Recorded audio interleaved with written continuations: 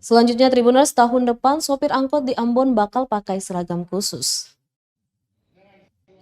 Sopir angkot di kota Ambon mulai tahun 2022 mendatang akan tampil beda dengan memakai seragam khusus yang disediakan pemerintah.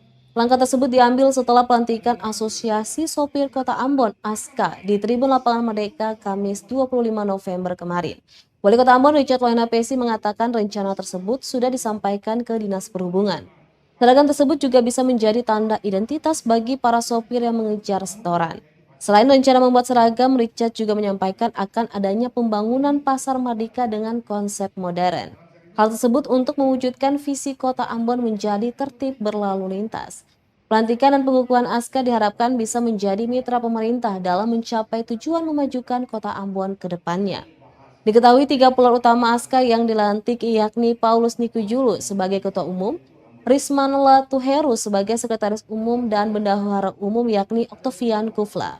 Paling menonjol. Yang pertama itu adalah inovasi, yang kedua itu adalah penggunaan teknologi. Nah, salah satu yang nanti mau dikembangkan oleh Bank Mandiri yaitu tidak bayar langsung kepada supirnya.